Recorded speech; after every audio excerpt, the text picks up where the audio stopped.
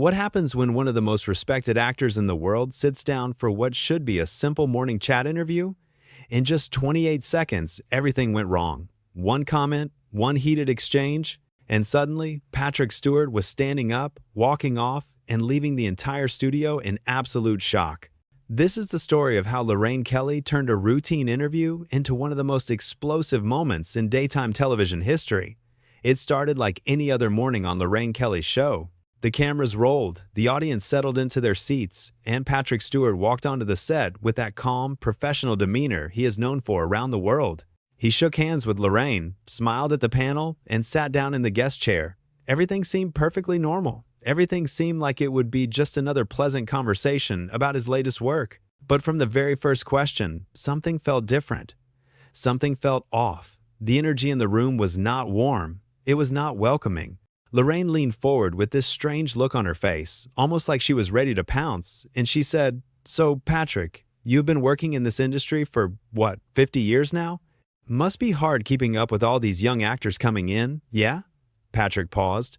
You could see it in his eyes. That question was not a compliment. It was a jab. It was a way of saying he was old, that he was past his time, that maybe he should step aside. But Patrick, being the professional he is, just smiled politely and said, "Well, I think experience brings something valuable to any role. Age does not diminish talent, it enriches it." Lorraine laughed. Not a kind laugh, not an understanding laugh. It was a mocking laugh.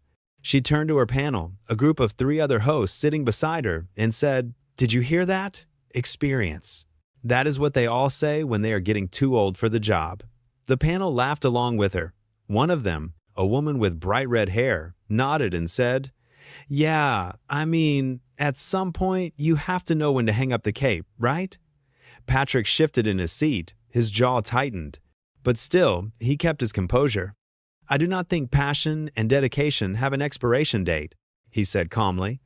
"I love what I do, and I intend to keep doing it for as long as I am able." Lorraine was not listening. She was already moving on to her next attack.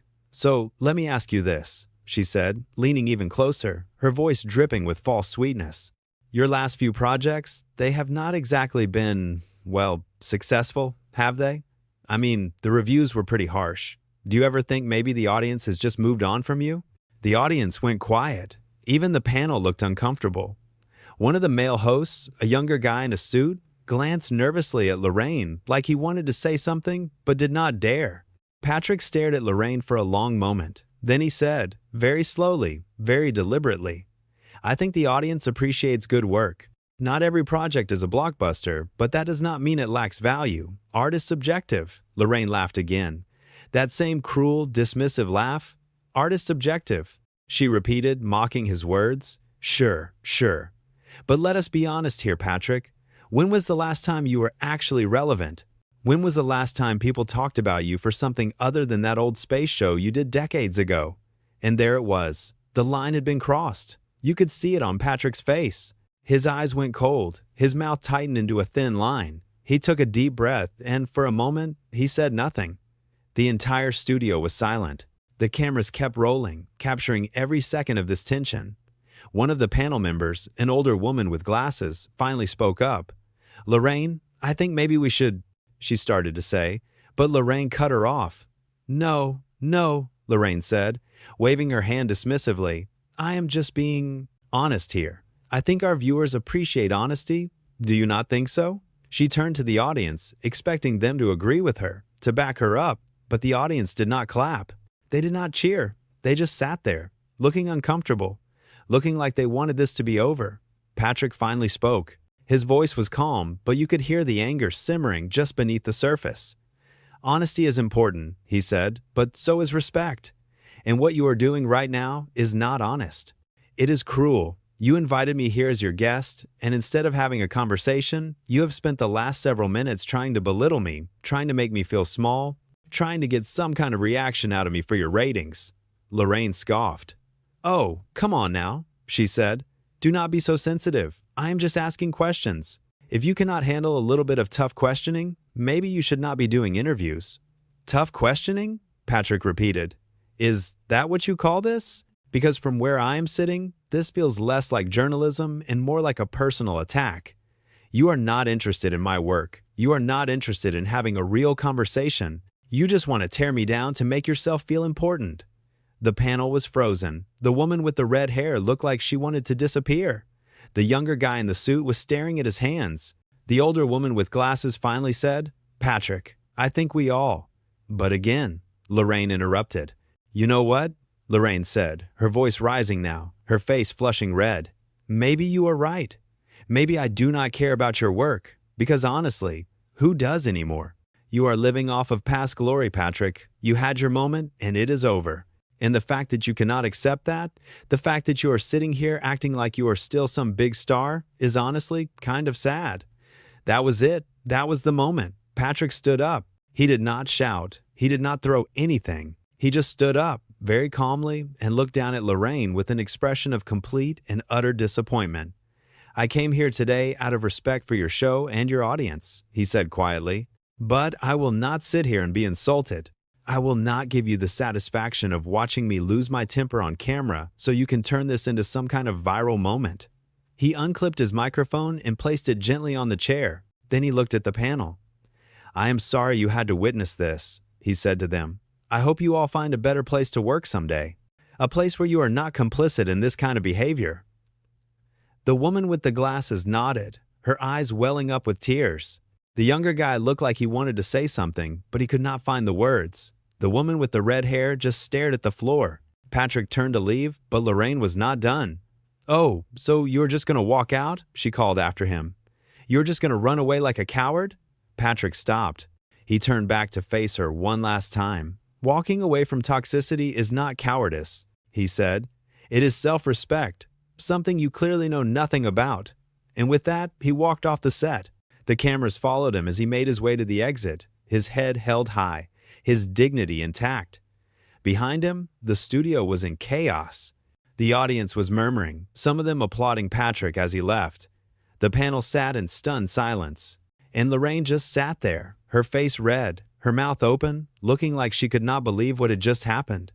One of the producers rushed onto the set, whispering urgently to Lorraine. She waved him away, trying to regain her composure, trying to act like everything was fine. "Well," she said, forcing a laugh, "I guess some people just cannot handle the truth." But nobody was buying it.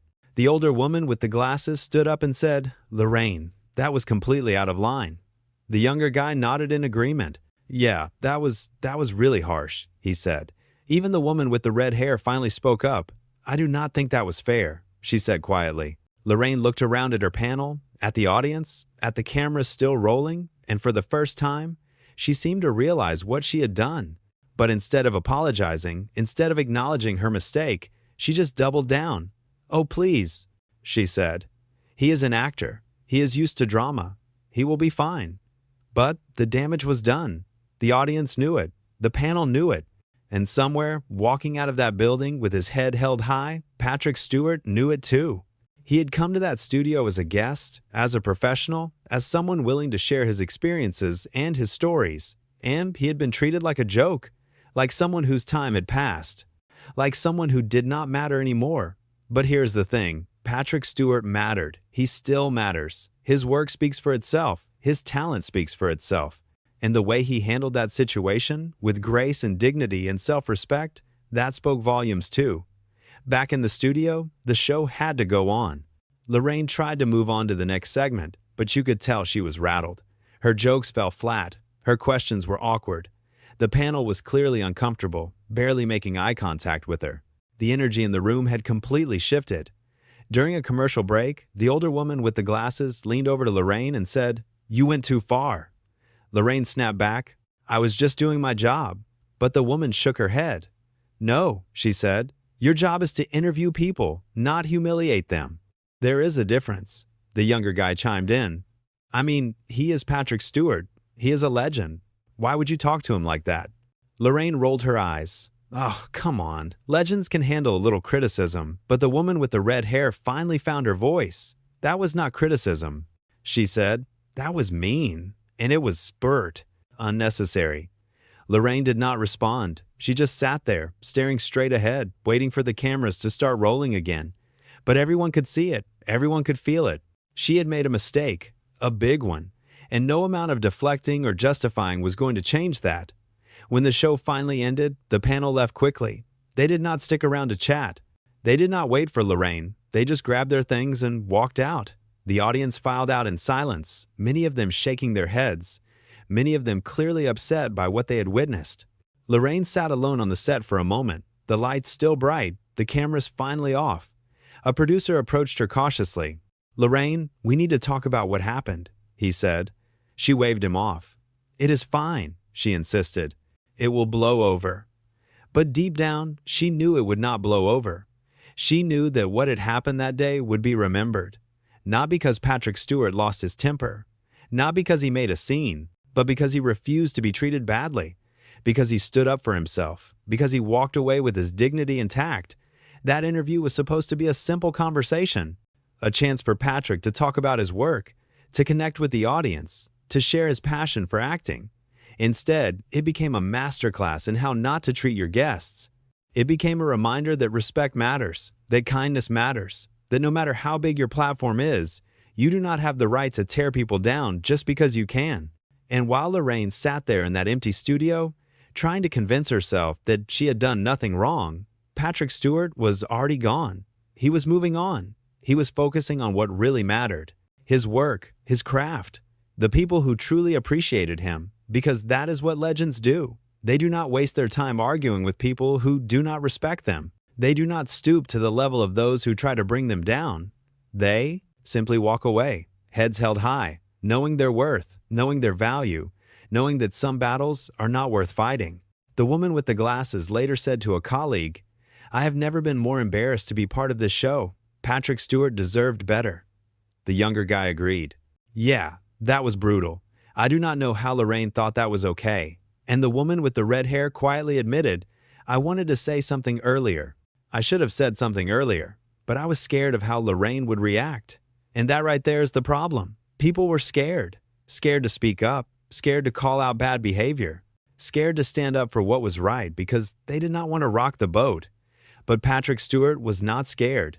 He saw what was happening. He recognized it for what it was, and he made the choice to leave. It was a choice that took courage. It was a choice that took strength, because it would have been easier to just sit there and take it, to laugh it off, to pretend like it did not bother him. But Patrick did not do that. He refused to play along. He refused to be part of a game that was designed to humiliate him. And that is why he is the hero of this story. Not because he fought back, not because he shouted or caused a scene, but because he quietly, calmly, and firmly said no. No, I will not accept this treatment. No, I will not sit here and be insulted. No, I will not compromise my dignity for your entertainment. Lorraine, on the other hand, showed her true colors that day. She showed that she cared more about creating drama than treating people with respect. She showed that she was willing to humiliate a guest for the sake of ratings. She showed that in her world, being provocative was more important than being decent. The contrast could not have been clearer. Patrick Stewart, a man who has spent decades earning the respect of audiences around the world, handled himself with grace and class. Lorraine Kelly, a host who had been given a platform and an audience, used that platform to tear someone down. As Patrick walked out of that building, the sun was shining outside. The air was fresh, and he felt lighter. Because sometimes the best thing you can do is walk away. Sometimes the best thing you can do is refuse to engage with toxicity. Sometimes the best thing you can do is protect your peace. Back in the studio, Lorraine was left to face the consequences of her actions. The panel was upset. The producers were worried.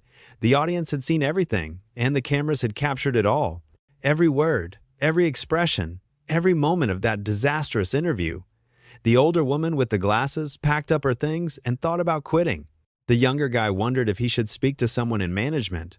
The woman with the red hair felt guilty for not standing up for Patrick sooner. And Lorraine just sat there, alone, in the middle of that brightly lit set, trying to figure out how things had gone so wrong. But the truth is, things did not go wrong. Lorraine made them go wrong. She chose to be cruel. She chose to be disrespectful. She chose to prioritize shock value over human decency.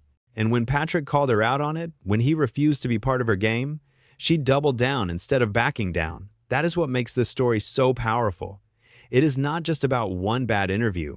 It is about the choices we make, It is about how we treat people. It is about whether we use our power to lift others up or tear them down. And in this case, Lorraine made the wrong choice.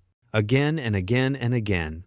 Patrick Stewart did not need to defend himself. His body of work does that for him. His talent does that for him. His reputation does that for him. But he still chose to speak up. He still chose to say, "This is not okay. This is not how you treat people. This is not acceptable." And that message resonated far beyond that studio. It resonated with everyone who has ever been treated badly by someone in a position of power. Everyone who has ever been talked down to or dismissed or made to feel small. Everyone who has ever wanted to speak up but did not know how. Patrick showed them how. Not by being aggressive, not by being loud, but by being calm, clear, and unwavering. By stating his boundaries, by refusing to accept mistreatment, by walking away when it became clear that staying would only enable more bad behavior. That is leadership. That is strength. That is what it means to have integrity. And that is why, at the end of the day, Patrick Stewart walked out of that building as the winner. Not because he got the last word, not because he made Lorraine look bad, but because he refused to compromise who he is. Meanwhile, back on that set, Lorraine was learning a hard lesson, that you cannot treat people badly and expect no consequences. That respect is earned, not demanded. That being a good interviewer means knowing when to push and when to pull back, and that some lines, once crossed, cannot be uncrossed. The panel members went home that day feeling conflicted. They knew what they had witnessed was wrong. They knew they should have said something sooner. They knew they were complicit, even if only by their silence, and they had to live with that. But Patrick Stewart went home that day with his head held high. He knew he had done the right thing. He knew he had stood up for himself. He knew he had set an example for anyone who might find themselves in a similar situation. And he knew that sometimes the most powerful thing you can do is simply refuse to participate. So what can we learn from this story? What can we take away from this explosive, shocking, and ultimately inspiring moment? We can learn that it is okay to walk away, that it is okay to set boundaries, that it is okay to demand respect, even when the person sitting across from you does not want to give it. We can learn that being professional does not mean accepting abuse. That being a good guest does not mean staying silent when you are being attacked. That sometimes the best response is not a response at all, it is an exit. And we can learn that people like Lorraine Kelly, people who use their platforms to belittle others, do not deserve our time or our energy. They do not deserve our engagement. They deserve exactly what Patrick gave them that day. Nothing. Not anger, not a fight. Just a calm, dignified exit and a life that continues on, unbothered and unaffected. Because at the end of the day, Patrick Stewart is still Patrick Stewart, a legend, an icon, a man whose work has touched millions of people around the world. And one bad interview, one hostile host, one toxic environment could not change that, could not diminish that, could not take that away from him. But for Lorraine Kelly, that day will be remembered. Not as a moment of tough journalism, not as a moment of asking the hard questions, but as a moment when she crossed the line, when she forgot that the person sitting across from her was not just a guest, he was a human being, and he deserved to be treated like one. So this is the story of what happened when Patrick Stewart sat down for an interview with Lorraine Kelly. This is the story of 28 seconds that changed everything. This is the story of a man who knew his worth and a host who forgot hers. This is the story of dignity versus arrogance, respect versus entitlement. And at the end of it all, there was only one winner. It was not the person who had the microphone. It was not the person who had the platform. It was not the person who thought they could say whatever they wanted without consequence. It was the person who stood up, walked away, and refused to let anyone make him feel small. It was Patrick Stewart. And that is how you handle a situation with class. Let us go back to the beginning for a moment. Let us talk about how this interview was supposed to go. Patrick Stewart was invited to talk about his recent theater work. He was excited about it. He had spent months rehearsing, perfecting his craft, bringing a new character to life on stage. This was what he loved. This was what he lived for. And he wanted to share that passion with the audience. When the invitation came from Lorraine Kelly's show, Patrick thought it would be a good opportunity. A chance to connect with viewers, to talk about the theater, to inspire maybe a few young actors watching at home. He prepared for the interview the way he prepares for everything, thoroughly, professionally, with respect for the process and the people involved. He arrived at the studio early. He was polite to everyone he met. the makeup artists, the sound technicians, the production assistants. He thanked them for their work. He asked them about their day. He made them feel valued, because that is who Patrick Stewart is. That is who he has always been. A man who understands that every person on a set, every person in a production matters. But when he walked onto that set and sat down across from Lorraine Kelly, something immediately felt wrong. The warmth he had shown to everyone else backstage was not reflected back to him. Lorraine looked at him with this cold, calculating expression, like she was sizing him up, like she was planning something. And then the camera started rolling, and that first question came out. That question about his age. That question designed to make him feel old, washed up, irrelevant. Patrick had been in this industry long enough to recognize what was happening. This was not an interview. This was an ambush. But he stayed calm. He answered with grace. He tried to steer the conversation back to his work, back to the things that mattered. But Lorraine was not interested. She kept pushing, kept prodding, kept looking for that moment where Patrick would crack, where he would lose his composure, where she could capture that viral moment that would boost her ratings. The panel watched. All of this happening. The older woman with the glasses shifted uncomfortably in her seat. She had been on this show for years. She had seen Lorraine be tough with guests before, but this felt different. This felt personal. This felt cruel. She wanted to say something, but she knew what would happen if she did. Lorraine would turn on her next, so she stayed quiet, and she hated herself for it. The younger guy in the suit was newer to the show. He had only been part of the panel for a few months.